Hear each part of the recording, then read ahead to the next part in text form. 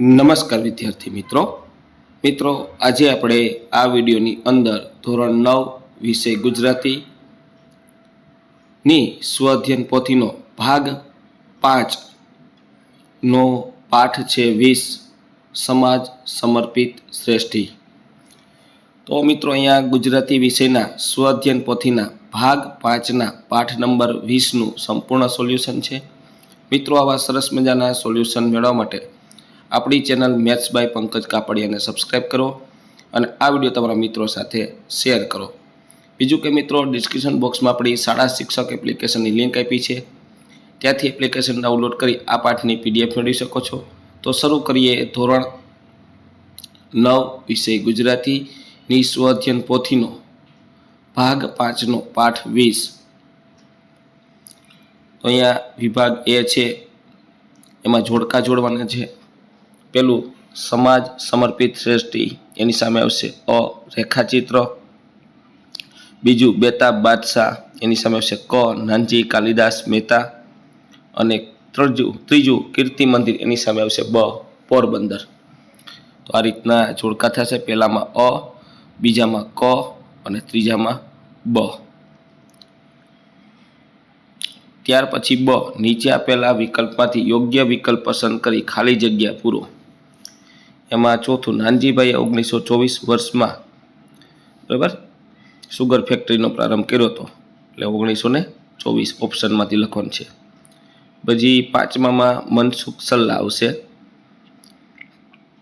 અને છઠ્ઠામાં અનુસૂચિત જનજાતિની બાળા, જે ઓપ્શનમાં આપ્યું છે અનુસૂચિત જનજાતિની બાળા। ત્યાર પછી ક નીચે આપેલા પ્રશ્નના એક વાક્યમાં ઉત્તર લખો। સાતમું કિશોરવયે નાનજીભાઈમાં કેવી સાહસિકતા હતી? કિશોરવયે નાનજીભાઈમાં અણદીઠેલી ભોમ પર પગ મૂકવાની સાહસિકતા હતી। અણદીઠેલી ભોમ પર પગ મૂકવાની સાહસિકતા હતી। ત્યાર પછી આઠમું ભારતને મહાન બનાવવા માટે નાનજીભાઈનો શો મત ધરાવતા હતા? પુત્ર પુત્રીની સમાનતા અને જાતિ વર્ણના ભેદભાવ વગરની સમાજ રચનાને મત ધરાવતા હતા। નવમું આજ ધર્મનો થાંભલો ખરી પડ્યો, શ્રદ્ધાંજલિના શબ્દ કોણે વ્યક્ત કર્યા હતા? આજ ધર્મનો થાંભલો ખરી પડ્યો, આ શબ્દ ગામડાની એક અભણ બહેને કહ્યા હતા। ત્યાર પછી ડ આવે છે, નીચે આપેલા પ્રશ્નના 2-3 વાક્યમાં ઉત્તર લખો। એમાં 10મું નાનજીભાઈ મહેતાના જીવનનો પંચશીલ સિદ્ધાંત સમજાવો।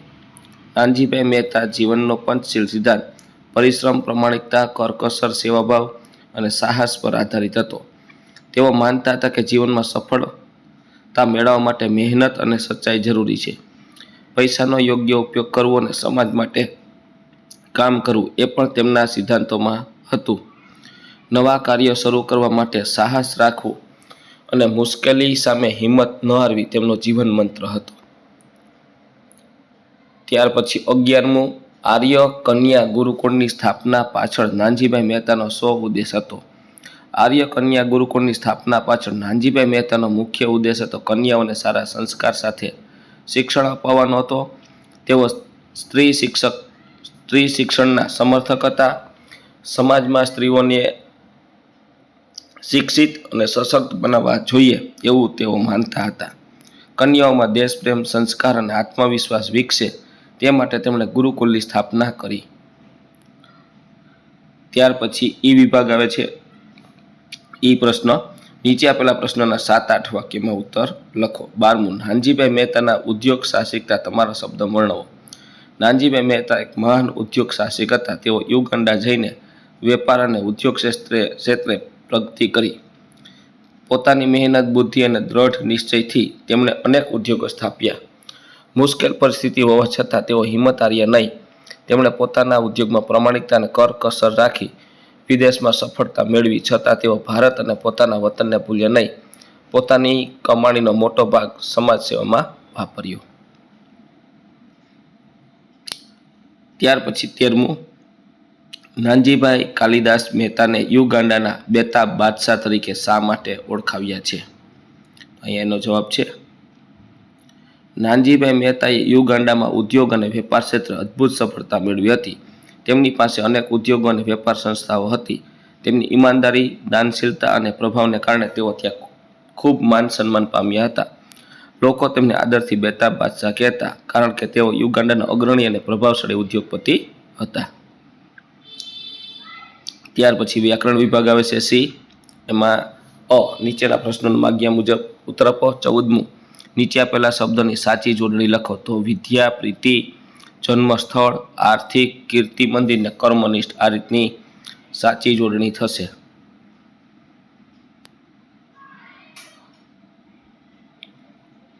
ત્યાર પછી 15મું, નીચેના વાક્યોમાં રેખાંકિત સંજ્ઞાના પ્રકાર.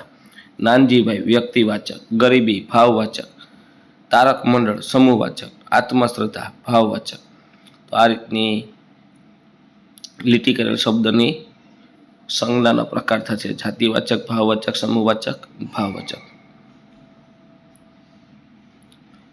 ત્યાર પછી 16, નીચેના શબ્દોના સમાનાર્થી શબ્દ લખો.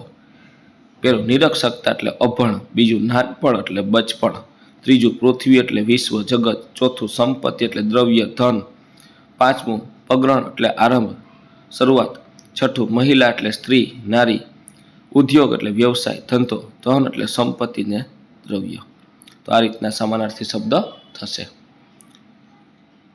ત્યાર પછી 17મું, નીચે આપેલા શબ્દના લિંગ ઓળખાવો. ગરીબી સ્ત્રીલિંગ, પરિણામ નપુંસકલિંગ, યુગાન્ડા પુલ્લિંગ, સંદેશો પુલ્લિંગ, શિક્ષણ નપુંસકલિંગ. આ રીતના જવાબ થશે 17માના. ગરીબી સ્ત્રીલિંગ, પરિણામ નપુંસકલિંગ. બરાબર. યુગાન્ડા પુલ્લિંગ, પછી સંદેશો પુલ્લિંગ, શિક્ષણ નપુંસકલિંગ. ત્યાર પછી 18મું, નીચેના શબ્દમાં કયો પ્રત્યય રહેલો છે તે જણાવો. મુસાફરીમાં પર પ્રત્યય, વડલો પર પ્રત્યય, નિરક્ષકતા પર પ્રત્યય, પ્રાથમિક પર પ્રત્યય, વિકાસ પૂર્વ પ્રત્યય.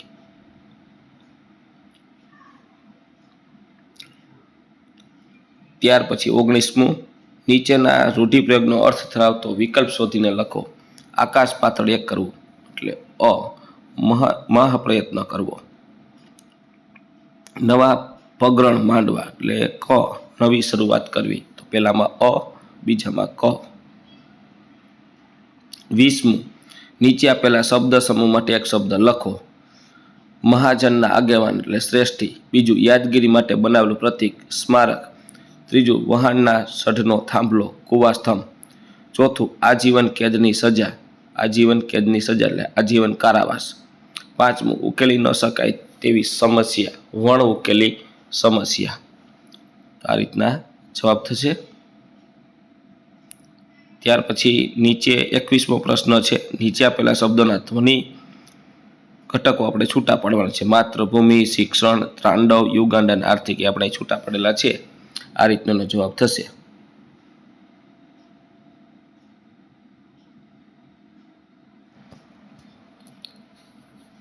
અહીંયા આ રીતનો 20મા પ્રશ્ન અને 21મા પ્રશ્નનો જવાબ છે. મિત્રો, ખાસ વિડીયો સારો લાગ્યો હોય તો આપણી ચેનલ મેથ્સ બાય પંકજ કાપડીને સબસ્ક્રાઇબ કરો અને આ વિડીયો તમારા મિત્રો સાથે શેર કરો. આ ઉપરાંત મિત્રો, ડિસ્ક્રિપ્શન બોક્સમાં આપણી શાળા શિક્ષક એપ્લિકેશનની લિંક આપી છે. ત્યાંથી એપ્લિકેશન ડાઉનલોડ કરી આ પાઠની PDF મેળવી શકો છો. અને ખાસ મિત્રો, ચેનલને સબસ્ક્રાઇબ કરો જેથી આપણે સ્વાધ્યાય પોથીના ભાગ 5ના ત્યાર પછી આપણે ભાગ 6ના પણ સોલ્યુશન મૂકવાના છીએ, તરત જ તમને મળી જાય. ત્યાર પછી 22મું, નીચે આપેલા શબ્દોના સમાસ ઓળખાવો. તો જન્મસ્થળ તત્પુરુષ સમાસ, બીજું સર્વોત્તમ તત્પુરુષ સમાસ, ત્રીજું ગુરુકુળ મધ્યમલોપી સમાસ, ચોથું ચા કોફી દ્વંદ્વ સમાસ, પાંચમું મહાનુભાવો કર્મધાર્ય સમાસ. તો આ રીતના સમાસ થશે. નીચે 23મું છે. નીચેના વાક્યમાંથી સર્વનામ શોધી તેનો પ્રકાર જણાવો. એમણે એટલે પુરુષવાચક સર્વનામ છે અને એ પેલું છે નીચે લીટી કરવાની બાકી છે એ સંકેતવાચક સર્વનામ છે. તો આ રીતનો 22 અને 23માનો જવાબ થશે. ત્યાર પછી આપણે વિભાગ ડી લેખન વિભાગ આવે છે. જોઈએ લેખન વિભાગ. તો નિબંધ લખવાનો છે. પરિશ્રમ એ જ પારસમણી આપણે લખીએ છીએ. જીવનમાં શ્રમનું મહત્વ નહીં, પરિશ્રમ એ જ પારસમણી અથવા જીવનમાં શ્રમનું મહત્વ બંને એક શબ્દ થશે. તો તો આ રીતનો પરિશ્રમ એ જ પારસ્પરિક કહેવત જીવનનું સત્ય દર્શાવે છે. આ રીતનો આખો નિબંધ થશે.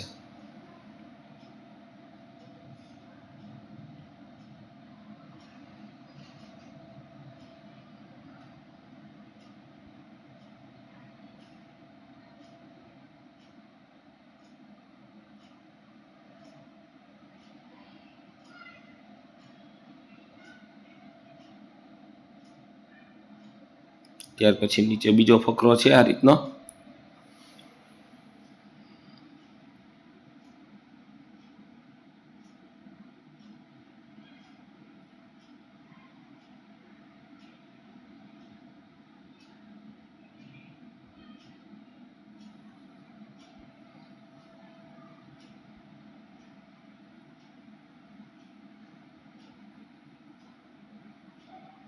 ત્યાર પછી છેલ્લો ફકરો આ રીતનો.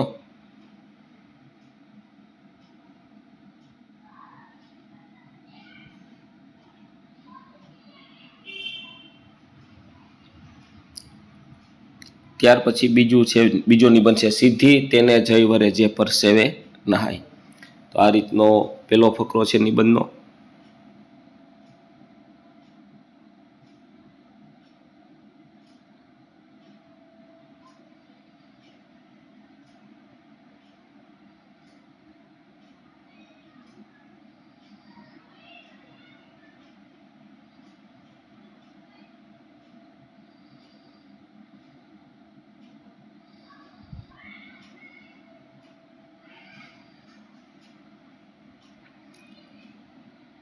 ત્યાર પછી બીજો ફકરો.